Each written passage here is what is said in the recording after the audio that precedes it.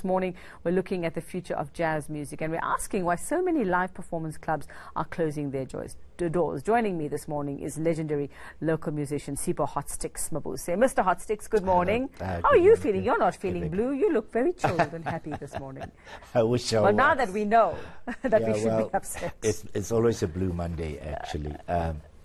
I wish someone else was here to talk about. Well, let's talk about that. Let's talk Orbit. about jazz and the waning interest, or so it seems, and why, some landmarks. And I mean, Dan was very upset when he heard that the Orbit was shutting its doors. I mean, how can that happen in a country that is supposed to love its jazz? Actually, I wish Gavin was here too. He would probably shed light on what would have been the reasons for the closure of the Orbit.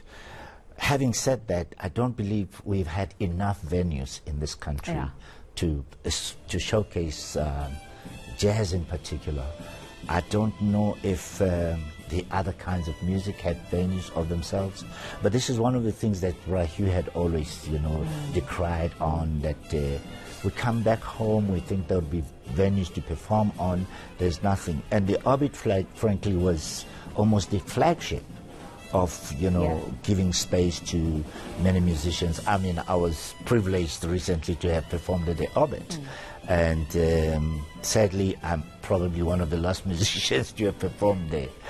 And for it to close says a lot about the South African audiences and the support for the kind of music that we're talking about today. So, I mean, how do South Africans view jazz? Is it just just a handful? Is it an acquired taste, if I were to put it that way, and the type of jazz that we like listening to here in South Africa? If we look at, say, for example, if we were to look at the Chicago, if we look at New Orleans, LA, where we have our jazz stars. Jazz has always had its own problems internationally. South Africa is not really eliminated from all the poor support that jazz has experienced. All over the world, there's been the major festivals really that attract people. Even those then are no longer as jazzy as many of us would have loved them to be.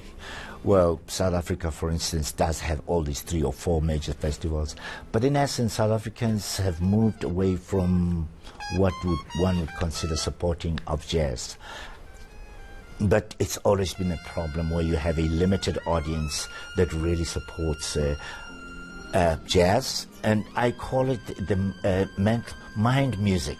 And I think it's a kind of music that acquires people to sit and listen and digest the music. Some people are very music you can lose yourself, but unfortunately we are not the kind of people that want to sit there and dissect all the kinds of things that happen in that music. But is it accessibility to these venues? Is it accessibility or getting to these festivals? Do you think that is, or are just people's tastes changing? Are we looking at things like hip hop, electronic music, kind of pushing jazz out the way?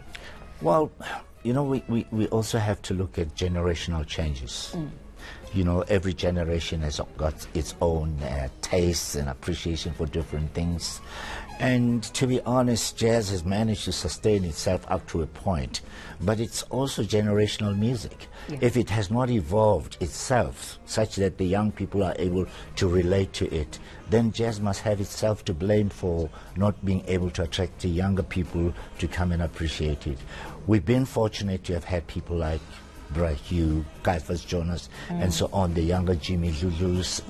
Sadly, Moses Muleleko passed away. But ever since then, of course, there are the Mandlas with Amanda Group. But young people have not really immersed themselves or assimilated into the music that is happening called jazz, because we always want to believe jazz is elitist. It's that kind of music where your mind has got to be at a certain place.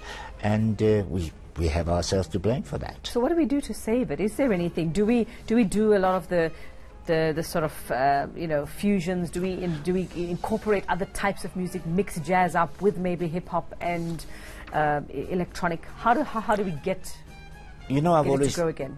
I've always believed that music is interactive.